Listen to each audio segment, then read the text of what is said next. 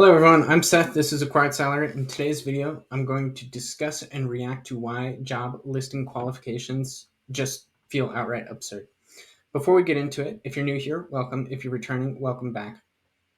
I would greatly appreciate if you would drop a like on this video and subscribe to the channel because it is support like this that helps to grow Acquired Salary's reach so I can continue to give you free tools, information, and perspectives you need to live the life you want. With that, let's jump right into it. Picture yourself on the hunt for a new job. After scrolling through numerous job postings, you finally land on one that seems to be a perfect fit. That's until you see the required years of experience, necessary certifications, and a host of skills you need to be proficient in. In 2023, 42% of employees felt they were excluded from job opportunities due to a lack of formal qualifications or experience.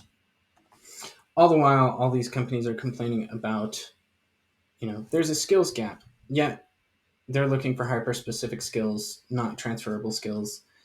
So if you have 42% of employees just automatically excluding themselves from applying to jobs because they feel like they're underqualified, even though they might have transferable skills that can fit into the role, you're kind of just shooting yourself in the foot by having hyper specific skills required on your job description if you're posting it. Lacking enough of the right experience, skills, credentials, and/or education ranked second among the biggest barriers for job seekers in 2022. Looking at this list, I think it's number one is especially prevalent as even though the jobs report or the JOLTS report is continuing to say that we have millions of jobs out there. Well, maybe not millions, but there's a ton of jobs I think it is in the millions, but they say there's a ton of jobs out there. Well, as you consider white collar jobs specifically, with all these companies conducting return to office mandates or requiring hybrid work, that decreases the job supply and makes it a more local market. So that makes sense as to why job availability has decreased. Needing more or different experience, relevant skills, credentials, and or education, that's very broad. I think when it comes down to it, it is a logical fallacy, credentialism, or the appeal to authority. So that shouldn't really be a massive barrier, but typically hiring practices still have the tendency to fall for that logical fallacy. When it comes to experiences and relevant skills, like obviously you need to have some work history behind you that makes sense. So college students are kind of getting the short end of the stick with that one. And then relevant skills. I think everybody pretty much, if you're working, especially in the white collar roles, a lot of the day-to-day tasks are very similar and require the same fundamental skills. It's just the disconnect between hiring managers and recruiters looking for hyper-specific skills rather than transferable skills. So if it comes down to it on your resume, you should highlight the transferable skills. And if you can include the hyper-specific skills, that should be something that you do. Needing better access to transportation, I think that leads into or correlates with limited job opportunities because when things are becoming more localized as companies are doing return to office, then you have to have transportation to offices and they have to be jobs in your local area. So that one makes sense. Reasons related to mental or physical health, that is certainly a barrier for a lot of people, but we do have laws that are anti-discriminatory to ensure that people that are able to work in those roles with reasonable accommodations shouldn't feel like that is a barrier. And then the last one here, do not know where or have time to look for jobs. That one, if you don't have time, you probably have a job already. So maybe you're not hurting so bad, but if you don't know where to look, that's a bummer because we have Google and you can search up on the internet. And if you really want to find a new job, you can target a specific industry, find out through Google which companies are the leading in that industry, and then apply to those jobs directly, or you can apply on LinkedIn, you can apply on Indeed or other job boards. And then always word of mouth referrals or internal referrals are always huge for helping to get you a better job much quicker than the rest of the market at this point in time because there are so many job applicants. The job market today is definitely tougher than the job market we've seen over the last couple of years. Many job seekers don't know what they're qualified for and feel that they're unqualified for jobs even that on paper look like a good fit. Meanwhile, companies say they are putting skills first. There has been a shift over the past few years towards skills-based hiring, with Skills-based hiring is a good thing, but it depends on how it's executed. So we'll have to see how they talk about executing. employers far more concerned about employees' experience and skills than even their degrees. 46% of that's again talking about how companies are no longer falling victim to the logical fallacy that is credentialism or the appeal to authority. So that's good there. Companies plan to increase their hiring in the first half of 2024 That was a lie. because their current employees lack the required skills. 79% of workers and hiring managers said that skills, experience, and past accomplishments are more valuable than credentials and education. I think right now we see businesses working together and trying to identify what are the skills that are really necessary to do the jobs for which they're hiring today, and to be able to predict the jobs that they will be hiring for in the coming months and years. So, When it comes down to the most essential skills, it should be boiled down to the most fundamental skill. Like a sub skill of a more fundamental skill is something that can be taught and learned very quickly. And just overall, if you're hiring based off of general intelligence and a positive growth mindset is something that's huge and will play a much bigger role in one's success in a job. Yeah, sure, you're going to have to do some training and development if you're not hiring somebody that has the super specific niche skill. But if they have the fundamental, it shouldn't take too long to train and hire them. why are job requirements becoming more demanding? And what implications does it have for both job seekers and the economy as a whole?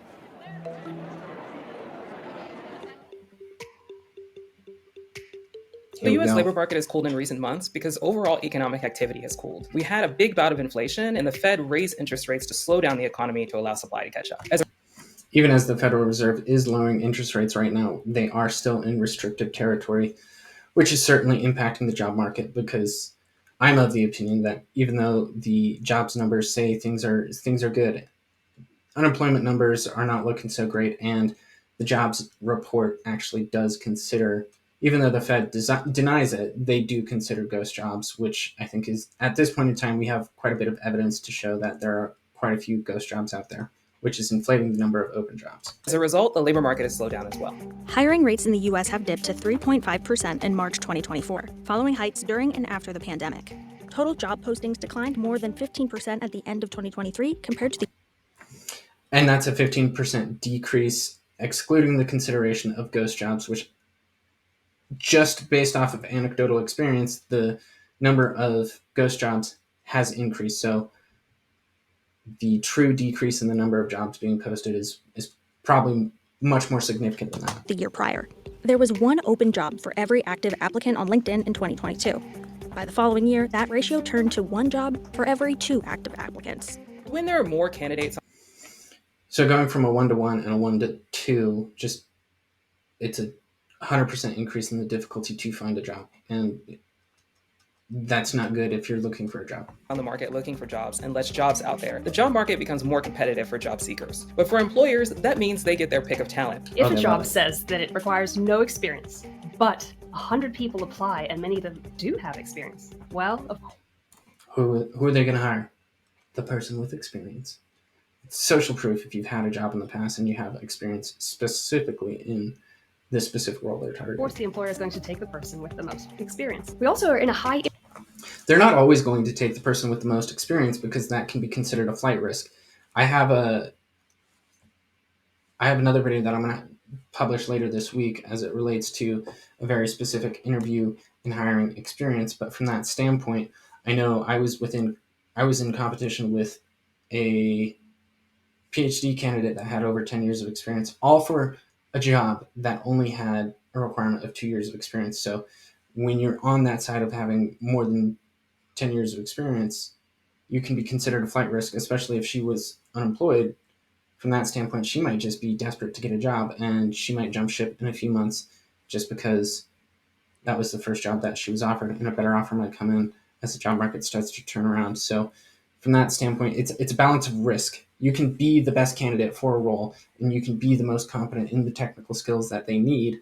But if you have flight risks associated with you, the hiring team might opt to hire a candidate that fills 90 or 80% of the competence, but has fewer flight risks. So it's a fine balance, and that's not always the case that they're going to hire somebody that has the most years of experience. Interest rate environment where companies have less access to capital, and so they're less prepared to take a risk. They're only hiring where needed for sure bet jobs, and they're not being that experimental anymore. There's another reason why, and that is about the hiring process per se, which has changed. Employers increasingly got rid of recruiters. 2023 saw a sharp decline in online job postings for job recruiters, with And as companies reduce their recruiting headcount, this is potentially a leading indicator for the overall economy that the economy is going to slow, because it means companies aren't hiring anymore, and the consumer economy is a massive proportion of gross domestic product. So as fewer people are getting hired, fewer people are getting more raises, or fewer people are making more money, so they're going to be spending less money, which can kind of be a self-fulfilling cycle. But from that standpoint, as companies start to turn around and hire more recruiters, you are going to see the economy start to turn around. And recruiters always get a bad rap and always get blamed for why they're not able to find a job, but it's not always just the recruiter's fault. Oftentimes, if you're an exceptional candidate, recruiters are going to be advocating for you to get hired. several prominent companies like Google, Apple, and Amazon laying off a significant number of recruiters and employees in the HR department. The recruiters were the kind of professional people who understood the job market, understood jobs, and would go to the line managers and say, hey, this job doesn't need 5 years experience. With those people gone, there's no real pushback on hiring requirements. Line managers who really aren't experts on this stuff, they might ask their team, what do you think you need to do this job? They say, well, it'd be nice to have a master's degree. Well, somebody who has 5 years experience, that would be great too. And so the requirements inflate, and then they can't find anybody to fill the job. And they say, oh, there's a skills gap. There's a problem in the labor force. And they don't raise the wages either, right? So you're trying to fill the same job at the same pay, but now you're requiring more background, more experience, more years of education. Guess what? So as you just talked about, the entire reason that a skills gap has become prevalent is because there's been requirement inflation. And from that standpoint, as a candidate, you're getting the wick is burning at both ends, because your requirements are going up, making it more difficult for you to find jobs that you're qualified for, as well as the salary is not going up commensurate with the new requirements. So not only do you have additional responsibility or additional education or requirements to even qualify for a role, but you're also not making additional money in commensurate with those new requirements. So it's getting burnt at both ends, which is really terrible for candidates right now. Hard to do. As companies grow more selective, 54% of recruiters said quality of hire will be their top priority for 2024 through 2029. 83% of chief human resource officers said they're hiring talent with specialized skills while hiring fewer. Hiring based off of specialized skills, unless you're in really deep technical work, is a part of this whole skills gap. So human resource officers are talking about, creating the skills gap that they're complaining about. You can't have your cake and eat it too. You can either hire generalized skills and complain about, oh, well, we have to do some training, or you can hire the specialized skills, but you can't complain about, oh, there's not enough candidates that meet our specific skills and there's a skills gap. It's the decision that you make and the problem that you want to try and solve as a business owner or a manager. Like, that's the decision you have to make. You can't have both. For new employees than they did a year ago. What we're seeing on LinkedIn is that for employers, skills are becoming a priority. 73% of recruiters say that is a priority when they're trying to source candidates. They want to know what skills they have, what they can actually do. What employers want is evidence that you can actually do the work. The other thing is they want... Which is where college students get screwed over, because especially if you don't have an internship under your belt, you really don't have any experience. And a lot of companies are making the claim that colleges are not preparing students for the workforce. So if you're in college, definitely make sure that you get an internship or have some sort of work experience relevant to your industry to increase the likelihood of getting a job out of college, even though the job market is very tough right now. Somebody who's done exactly that job before, and not something that looks quite similar. And to that point, you want to make sure that you have the specific job. Yeah, having the specific job on your resume is going to increase the likelihood of actually being able to get interviewed for that job, because, again, it's a dichotomy and there's cost benefit to both decisions. But overall, especially with the current job market, with so many candidates out there, why would I potentially waste time reviewing resumes or considering candidates that don't have the specific job experience when there are so many other candidates out there that do have that specific job experience? Obviously, having years of experience in a specific role does not necessarily mean you're going to be competent at that role, but it lowers the chances of you making a bad hire. Hiring for entry-level and less specialized positions dropped from 79% in 2022 to just 61%. Typically, when the labor market slows, entry-level workers are hit a bit harder than overall workers. We don't have real entry-level jobs, hardly at all. Every employer wants to hire somebody who's already worked someplace else. Entry-level jobs only account for 2.5% of all the jobs posted on ZipRecruiter as of the end of April 2024, and just 1.9% of all jobs available today say they do not require experience at all. Over a third. That's a really low percentage. So I'm pretty sure the workforce consists of the younger generations that are graduating college. I'm pretty sure they're more than 2% of the workforce. So that just indicates that there's increased competition for an decreasing amount of jobs, which makes it more difficult to get those entry-level jobs. Third of employers refrain from hiring recent Gen Z college graduates in favor of older employees, with more. Based off of past experiences, yeah, it's, a lower risk decision to hire somebody that has experience versus somebody that doesn't. More than half saying recent college graduates are unprepared for the workforce. I said that earlier, but from that standpoint, it's, if you do good in your college program and you learn the fundamental skills, you really just want to sell those in your interview, because that's what's going to really get your foot in the door. And you might have to accept a salary that is not up to what you were expecting right out of college. But, when there's competition, the price decreases, i.e. your salary is going to decrease. A survey also found that more than half of Americans who graduated from a 2-year or 4-year college did not apply for an entry-level position because they felt unqualified. Many entry-level. That it's understandable where you see a job, especially in this market, and they have requirements that you don't meet. However, it's self-selecting your out of the process, which decreases the likelihood that you're ever even going to get considered for the job. Who knows? Maybe you have the resume written perfectly and it speaks to the recruiter or the hiring manager and they want to interview you and you end up getting the job. It is a risk worth taking, especially if it's a job or an application that doesn't take a lot of time. Job seekers find themselves in a catch-22. In order to get experience, you need a job, but in order to get that first job, you need experience. And that is a very challenging position to find yourself in. 57% of general job seekers between 2020 and 2022 also said that a lack of skills or training prevented them from applying for a job they wanted. Again, from that standpoint, don't self-select out of the process. Try and customize your resume to show that you have transferable skills, especially if they're looking for specific niche skills. Trying to overcome that obstacle in terms of, or objection, by demonstrating you have something that's more transferable and will make you quicker to train. Doesn't mean it's going to be likely, especially in this current job market, but it increases the likelihood that you'll be considered.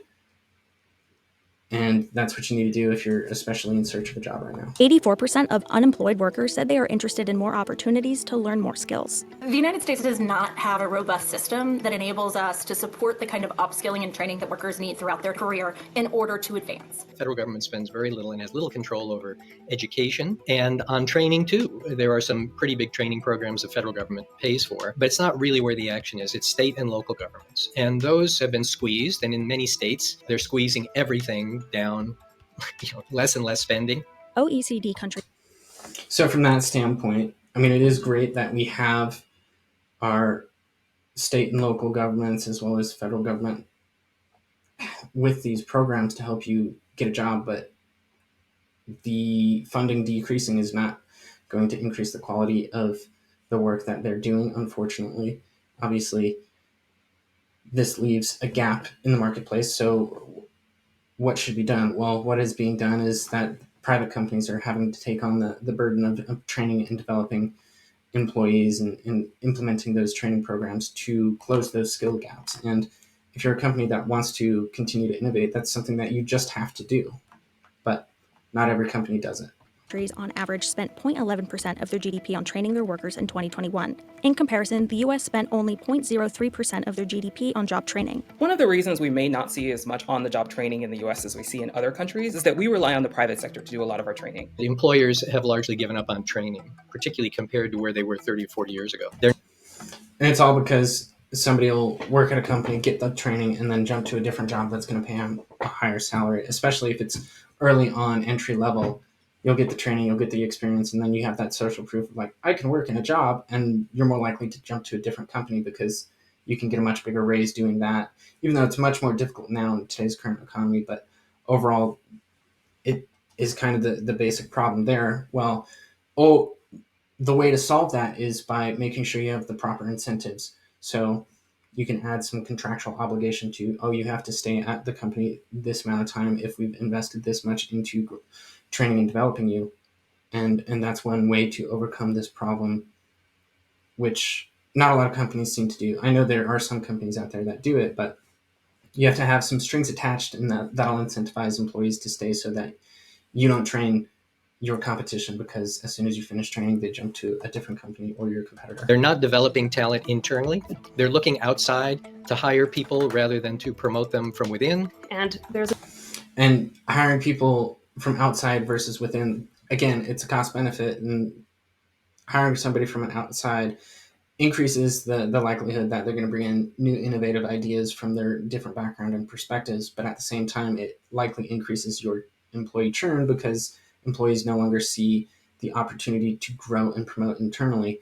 So it's a fine balance that you have to strike in terms of making that decision on if you're going to promote internally or if you're going to hire externally. There's a good reason for that. Our labor market in the United States is very, very, very flexible. You can pour a lot of money into an employee as an employer, only to see them leave after 2 months or 3 months. And that's why you need to have strings attached if you are an employer and you're doing the training and development. Make sure that you have some sort of incentive to keep them around. So there are disincentives in our labor market for employers to make big investments in workers, especially after the Great Resignation, when so many people were switching jobs very quickly. There's also a huge mismatch between the skills employees have and the skills employers are looking for. I think we have Again, this is because employers are looking for hyper-specific skills, not fundamental transferable skills. a huge skills mismatch problem in the United States, with lots and lots and lots of people studying subjects for which there aren't that many job opportunities, and very, very few people getting the skills in trades and industries where they're in very, very high demand. Right now, there are more people that have 4-year degrees than there are jobs for which businesses are hiring with that requirement.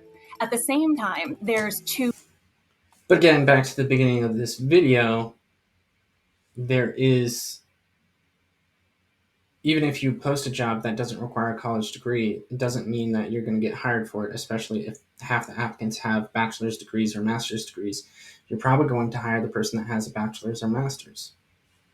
too few people who have been able to access the kind of training or skills programs that enable them to get jobs that require more education than a high school diploma and less education than a 4-year degree. Believe it or not, it's a lot harder to become one of those skilled trades than you would think. The union training programs are great, but they're a smaller proportion of the economy by a lot than they used to be. So if you want to become a welder, in many places, the community colleges are your maybe only choice, and that becomes like a 2-year degree program.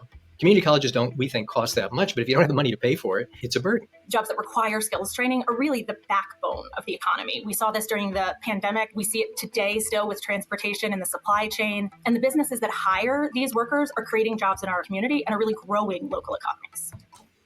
Supply chain and transportation jobs are at risk of getting automated away. I mean, we can just look to Elon Musk's semi-truck. I think that one, once they have the full self-driving complete, is going to, take away a lot of those trucking jobs. But additionally, the longshoremen, when they went on strike, they were advocating for not adding additional technology. If anything, I think I heard that they were trying to remove some of the technology, even though we're already behind other countries that have implemented better technology to improve our supply chains. Well, if you improve our supply chain, we can make more things, and we can, move more things and overall grow the economy. So it's, again, there's trade-offs associated with certain skills and areas that you go, and that's one of the key decisions that you have to think about. Making sure you don't get into skills and jobs that are going to be automated away. It could cost the U.S. as much as $975 billion by 2028 if upskilling doesn't catch up with the demand in the workplace. In order to keep having rising standards of living in the US, we need to do 2 things. We need to be productive, and we need to maintain our competitive edge in the global economy. In order to do that, it's important for workers to upskill and be able to adopt all the new technologies that are available in order to help us stay competitive and be productive. Despite the challenges in upskilling, more employers are turning towards skills-based hiring. A study from 2023 found that more than half of employers use pre-employment assessments to test their job applicants' skills, knowledge, and abilities, with 79% of HR professionals saying those scores are just as important, if not more important, than traditional hiring tools like resumes and interviews. It should be more important than traditional hiring tools because resumes and interviews are not indicative of what a person is actually able to do. However, you do run the risk of, oh, if you want to add this skill-based test and interviews and require a perfect resume, then again, you're increasing the burden on the candidates, which can decrease the volume of qualified candidates that you get. Again, overall, it's good to test for skills, but you have to make sure you're not overburdening the candidate, because if you overburden the candidate, they're just going to say, nope, I'm not going to apply to this job. Skills-based hiring is when employers consider candidates based on what they can do and not necessarily their pedigree or degree credentials. The idea is simply, could we go back to just figure out what skills you need and then see whether people are actually have those skills and hire for the skills? The biggest impact can be seen in the rise of jobs that require no degrees. Major companies like Walmart and IBM have publicly announced their intention to hire more workers without a degree. In January Again, that's not 2024, perfect. 52% of U.S. job postings on Indeed did not mention any formal education requirement, up from 48% in 2019. The share of U.S. job postings requiring 2 or 4-year degrees fell from 20.4% to 17.8% from 2019 to 2024. For reference, just 46.6% of Americans have an associate's, bachelor's, graduate, or professional degree. I think it was 48% of job postings don't require a degree, but if 46% of working age Americans have a degree, likelihood is that a lot of the jobs that don't require a degree are going to end up hiring somebody that has a degree. As of 2022, We're seeing businesses removing degree requirements in a hope of expanding the pool of workers from which they can hire. skills-based hiring has shown to be effective in reducing mishires, as well as cost and time to hire, while increasing employee retention by 89%. 86% of candidates also said that skills-based hiring helped them secure their dream job, but whether it actually makes a long-lasting impact is up to debate. A study from 2024 found that only 37% of companies that had increased their share of workers hired without a BA degree by nearly 20% made lasting changes to their hiring.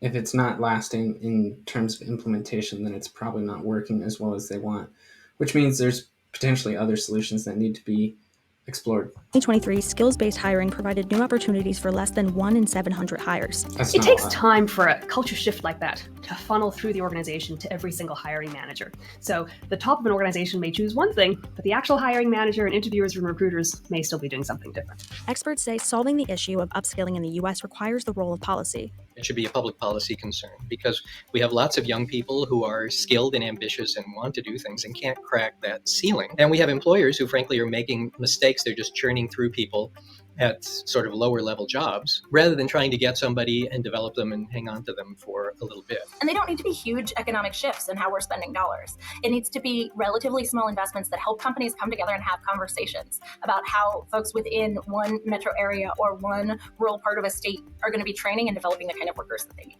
For current job seekers, there are several ways to prepare their applications to better suit the needs of current employers. I think the advice on this is not new. And the advice is what employers want to see is, have you done this work before, right? And so that means, can I find any situation where I can do this work, even if I'm volunteering someplace or getting an internship that looks exactly like the kind of work I want to do? And if I can do that, my odds on being able to get a job are just much better. Increasingly, there are lots and lots of cheap, affordable, convenient, accessible online training programs, many of which have a large practical component. There are also freelancer platforms where you can get experience doing certain jobs. You can often get jobs just by being the cheapest candidate. And sometimes it's worthwhile doing that to build up that experience and get good reviews. So don't feel out of hope. There are ways to gain skills, credentials, and experience that can be affordable and convenient. Not everyone's going to do that, but if you think long term, that is definitely one way to set yourself apart. Overall, what do you think? Please share your thoughts and comments in the comment section below. And if you've made it this far into the video and you haven't already, drop a like on the video. And until next time, thank you.